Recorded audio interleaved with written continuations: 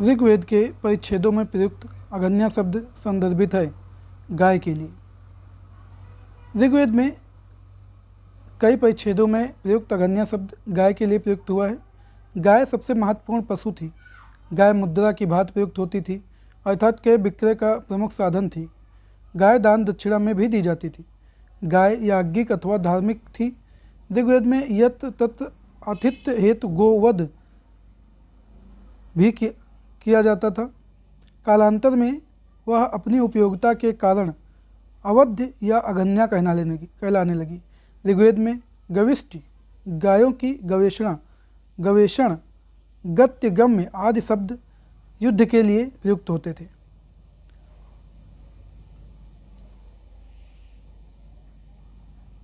निम्नलिखित में से किस शैलकृत गुफा में 11 सिरों के बोधिसत्व का अंकन मिलता है?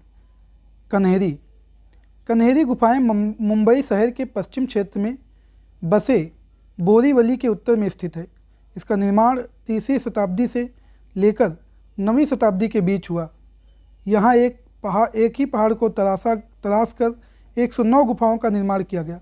ये सभी बौद्ध गुफाएं हैं। यहाँ पर बुद्ध की कई अलग अलग मूर्तियाँ हैं। इसी गुफा में 11 सिरों वाले बोधिसत्व की प्रतिमा प्राप्त हुई है।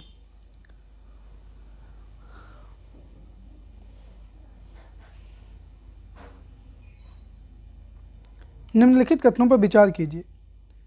पश्चिमी गोदावरी जिले के गुंटूफल्ली में प्रारंभिक चैत्यगृह और विहार चट्टानों को काटकर बनाए गए हैं।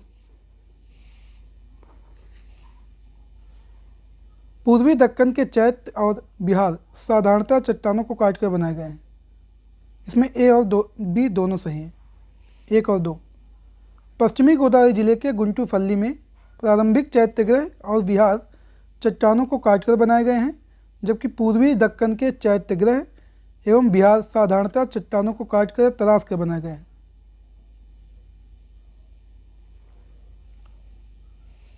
अब तीर्थंकर हैं और उनके प्रतिमा लक्षण कौन कौन से हैं ये बताना है। तो आदिनाथ का जो प्रतिमा लक्षण है, आदिनाथ का जो प्रतीक चिन्ह है एक हिसाब से वो है वृषभ बैल, आदिनाथ वृषभ, मल्लिनाथ जल कलश, पार्श्वनाथ सर्प, संभवनाथ अश्व घोड़ा। आदिनाथ वृषभ है, मल्लिनाथ जल कलश है, पार्श्वनाथ सर्प है, संभवनाथ अश्व घोड़ा।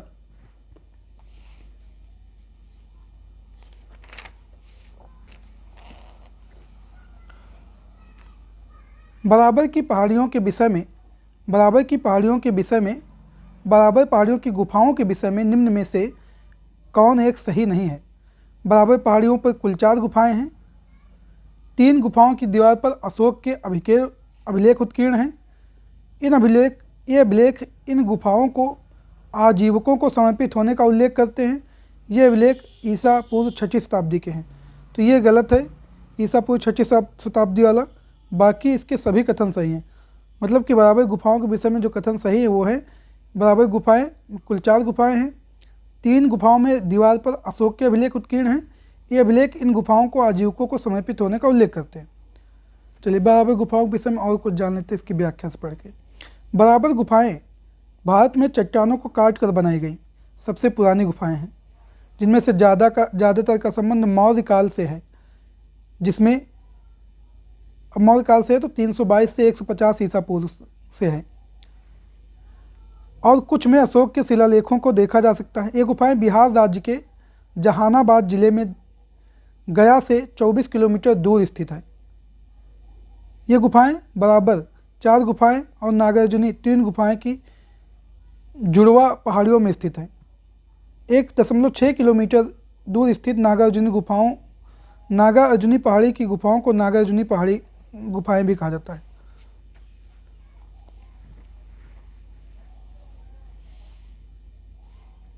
सूची 1 को सूची 2 से मिलाना है। गांधार कला को मिलाएंगे हम लोग कुषाण से 1 का 3। जूनागढ़ शिलालेख रुद्रदामन से मिलाएंगे। मिलन पन्हों मिलाएंगे मिनेंडर से। तच्छ शिलालेख प्रतीक से। देखते हैं गांधार कला कुषाणों के समय के। जूनागढ़ शिलालेख रुद्रदामन से संबंधित। मिलन पन्हो मिनेंजर। तक्ष शिलालेख पथिक।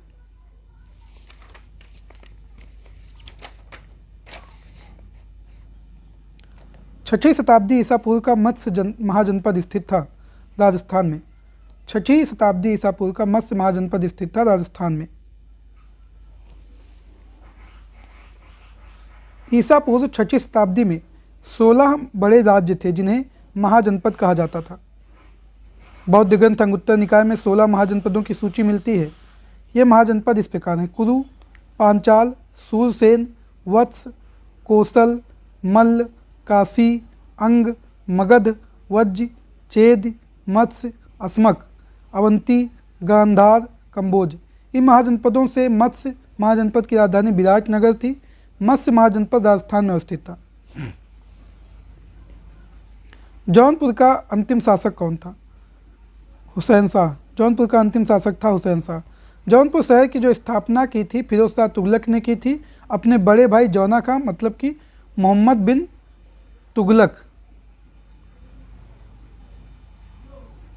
तुगलक की याद में की थी। सरकी वंश की स्थापना जो की थी, इसमें जो सरकी वंश है इसकी स्थापना जो की थी ख्वाजा जहां ने 1334 में की थी। ख्वाजा जहां को मलिक उस सरकी की उपाधि दी गई थी।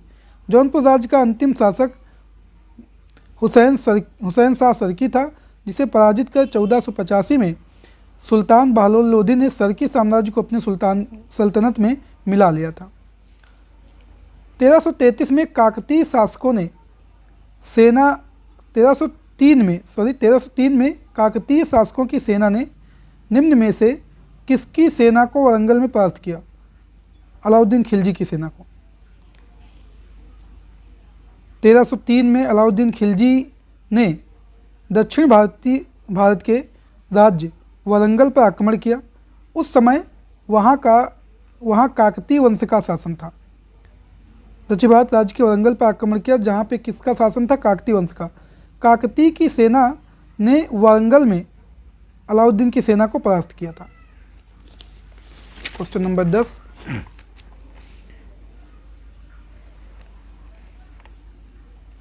अकबर के शासनकाल में दक्कन में निम्न पद्धतियों में से कौन सा भू राजस्व वसूली का प्रचलित आधार था? अकबर के शासनकाल में दक्कन में निम्न पद्धतियों में से कौन सा भू राजस्व वसूली का प्रचलित आधार था? जब्त।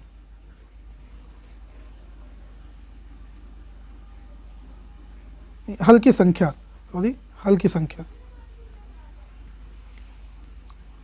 बी सही। हल की संख्या। अकबर के शासनकाल के 15 वर्ष में खालसा भूमि पर भू राजस्व की नवीन प्रणाली का सूत्रपात किया। भूमि की पैमाइश एवं खेतों की मूल वास्तविक पैदावार पर आधारित इस प्रणाली को जाप्ती प्रणाली कहा जाता था। यह प्रणाली प्रायः संपूर्ण उत्तर भारत में प्रचलित थी, जबकि दक्षिण भारत में इस प्रकार की व्यवस्थित पद्धति का अभाव था। वहाँ के किसान हल की संख्या के आधार पर राज्य को भू राजस्व भुगतान करते थे। अब प्रश्न देख लेते हैं एक बार फिर से। अकबर के शासनकाल में दक्कन में निम्न पद्धतियों में से कौन सा भू राजस्व वसूली का प्रचलित था? तो ये थी हल की संख्या। और उत्तर भारत में जब्त व्यवस्था थी। उत्तर भारत में थी जब्त व्यवस्था। और जब्त व्यवस्था क्या थी?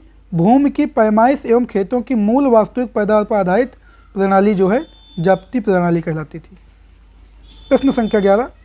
निम्न विदेशी यात्रियों में से किसने जहांगीर के शासनकाल में भारत की यात्रा की?